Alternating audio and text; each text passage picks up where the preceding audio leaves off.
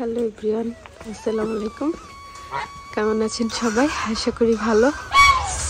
আমরা অনেক ভালো আছি। এই শীতে আমাদের মেন গেটটা দেখা যাচ্ছে না, তো এখন হচ্ছে 9টা বাজে। আমরা হচ্ছে ক্লাসের উদ্দেশ্যে বেরোচ্ছি। এই যে আমাদের এই অবস্থা, প্যাকেট। এই যে হাঁসগুলো এখন দৌড়ায় দৌড়ায় যাবে পিছন পিছন, দেখা যাচ্ছে না কুয়াশায় কোনো কিছু। এই যে আমরা হচ্ছে একটা ক্লাসে যাচ্ছি এত সকাল সকাল।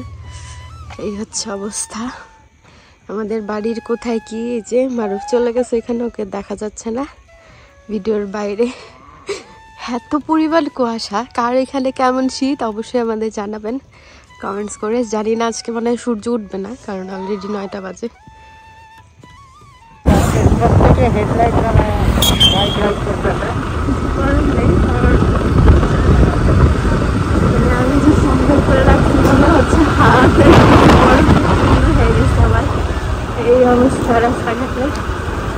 আমরা হচ্ছে আসলে একটা প্রশিক্ষণে ভর্তি হয়েছি, একটা কোর্সে 3 মাসের। তো এটার হচ্ছে ডিটেলস শেয়ার করব আপনাদের সাথে, যে আমরা আসলে কি শেখার জন্য এত ভোরে হচ্ছে এই কুয়াশার মধ্যে বের হয়ে পড়লাম। সেটা অবশ্যই জানাবো আপনাদের যে আমরা কিসের কোর্সে ভর্তি হয়েছি। তো এই যে এই ছিল আজকের অবস্থা। অনেক অনেক অনেক বেশি কুয়াশা ছিল। তো এই যে কুয়াশার কারণে আমাদের অবস্থা একদম নাজেরহাল, জ্যাকেট ট্যাকেট সব ভিজে গেছে। মনে হচ্ছে আমরা এত শীতের দেশে আছি। যাই হোক, এই যে ওয়েদার দেখেই বোঝা যাচ্ছে কি পরিমাণ কুয়াশা ছিল রাস্তায়, আর সবাই তো হেডলাইট ইউজ করতেছিল। ফাইনালি চলে আসলাম। এই যে অবস্থা, হাতের অবস্থা শেষ একেবারে। হাতের মোজাতে বোঝা যাচ্ছে, মনে হচ্ছে আমরা ইউরোপে থাকি। তো ফাইনালি আমরা গন্তব্যে এসে পৌঁছাইতে পারছি। এটা অনেক ব্রুটুর মধ্যে একদম লেগে আছে। এই যে ব্রুর মধ্যেও মনে হচ্ছে স্নো পড়ে আছে, এত কুয়াশা। তারপর আসলাম, দেখি ক্লাসে কয়জন আসে। এই যে ক্লাস নিতে গেছে ঠান্ডায় যে একে একে ক্লাসে আসতেছে সবাই। আমরাও এখনো ক্লাসে ঢুকে যাব। আমাদের স্যার চলে আসছে অলরেডি, যে হাসতেছে। এই যে এটা হচ্ছে এখানে মেবি পোল্ট্রি উঠাবে। স্যার এখানে আমাদের সাথে কাজ দেখা গেছে। হচ্ছে আমাদের স্যার। এই ঘরটাও ব্যবহার করা হবে। আর যে আমাদের ক্লাসের সবাই এখানে। ঘরটা অনেক ছোট না? যে আমাদের শ্রদ্ধেয় স্যার ঢুকছে এইমাত্র। এই জায়গা আমরা ভাবতেছিলাম, বুঝছো, আমাদের 18 ফিট চড়া হয়েছিল আর 15 ফিট এদিকে লম্বা হয়েছিল। স্যার ব্রিফ দিচ্ছে। ওটা 18 গুণ 15, টোটাল 270। যে আমরা এখন মুরগির বাচ্চা দেখতে যাচ্ছি। এটা হচ্ছে পটাশ মিশ্রিত পানি। চলো আমরা হচ্ছে আমাদের যেখানে আমরা প্রশিক্ষণ নিচ্ছি ওইখানে হচ্ছে পোল্ট্রি উঠাইছে, ওটা দেখাবো। অনেক বড় হয়ে গেছে।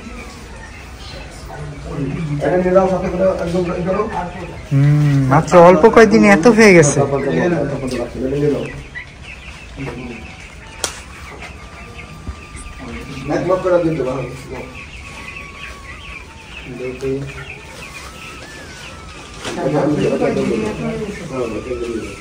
ওয়েট ভালো হয়ে গেছে, ভরে নিয়ে আসতে হবে খাবার। এই যে এখান থেকে খাবার নিচ্ছি আমরা। হ্যাঁ, এটা 0 ফিট না? ও এটা লেয়ার 0 শেষ গ্রোয়ার। ওই এক মাস করে 1 মাসের বেশি দিও না। এখন আনুমানিক ওজন কত স্যার? 500 গ্রাম উপরে আছে। একটু হাতে দেখো স্যার কত দিনে 500 গ্রাম হয়ে গেছে? 14 দিনে। 500 গ্রাম প্লাস হবে তো স্যার? না, 500 বেশি কি বলতে চাই? 500 গ্রাম বেশি হয়ে গেছে। আমি 500 গ্রাম বলে নিয়েছি, বলতে 500 বেশি হয়ে গেছে। হ্যাঁ, 500 প্লাস হয়ে গেছে। কোনো আবার একটু বেশিও বেড়ে যায়। সবগুলা শেষ। পাত্রটা মোড়ায় রাখতে পারবে। এই হচ্ছে আমাদের মুরগি 14 দিনে প্রায় 500 গ্রামের উপরে হয়ে গেছে। কোম্পানির কাছে এরকম স্কয়ার। এখানে হচ্ছে খাবার। মারুফ এখানে গোপনীয় কথা বলতেছে এই ভাইয়ের সাথে।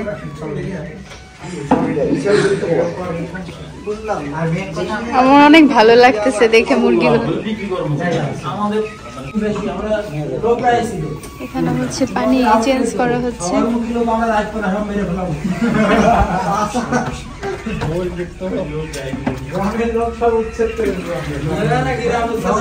পানি ভরে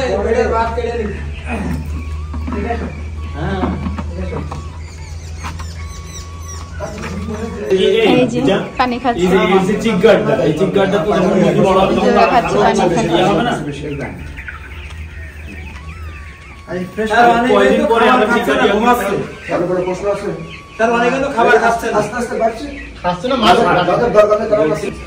তখন তো বড় করা লাগবে অবশ্যই। এখানে আমি যে বিষয়টা দেখছি যে এটাকে কি খাবার টেবিল বলা যাবে? খাবার টেবিল আমরা তখন অন্য ভাবে করব। খামারি ঘুমাচ্ছে। থাকবে না আর কোনো এই টেবিল থাকবে না তখন এই যে রডের সাথে ঝুলো তখন তো বড় হয়ে যাবে। এই যে জি স্যার বুঝতে পারছি। তখন এইটা থাকবে এখন আমার ঝুলানোর মতো ক্যাপাসিটি তৈরি হয় নড়ে বেড়া যাবে না। হ্যাঁ ওই পর্যন্ত আমি যাইনি। এখন হচ্ছে মানে এইগুলা পারলে ধরেন খাবার কিনে যে খাওয়াই আমরা ওইটার সাথে কম্পেয়ার করলে কি আমরা লাভবান?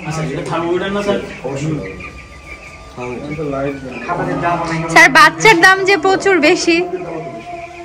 76 টাকা পাই। 68 টাকা বলছিল। এখানে 1 কেজি মুরগির দাম যদি 190 টাকা করে। আমার 3 কেজি খাবারের দাম মনে করো 200 টাকা। 200 টাকা বাচ্চার দাম 70 টাকা 270 আর আলোর সঙ্গে খরচ আরো। আমরা এই যে বাইরে থেকে পোল্ট্রি কিনি এগুলো তো মনে করো গায়ে ময়লা 80 টাকা বিক্রি করতে পারতেন। 60 টাকা লাভ থাকছে। কিন্তু মারা গেলে ওইটা লস হয়ে যায়, এছাড়া মোটামুটি একটা লাভ বের করা যায়। এটা তো মারা যায়নি। 2 কেজি 100 গ্রাম হবে। এগুলা ভাই 16 কেজি হবে। এগুলোর গা দেখছেন কি ফ্রেশ। তো এই তো যুব প্রশিক্ষণে আজকে আমাদের পোলট্রি কিভাবে কি করে, কিভাবে উঠায়, এগুলা হচ্ছে দেখানো হয়েছে। আমরা হচ্ছে যুব প্রশিক্ষণ কেন্দ্রে একটা কোর্স করতেছি 3 মাসের। তো ইনশাল্লাহ আমরা আমাদের নেক্সট ভিডিওতে পুরো যুব প্রশিক্ষণ কেন্দ্রটা ঘুরে দেখাবো, যেখানে আসলে ভিতরটা কেমন। তো আজকের ভিডিও আমরা এখানেই শেষ করে দিব। সবাই ভালো থাকবেন, আমাদের জন্য দোয়া করবেন। আল্লাহ হাফেজ।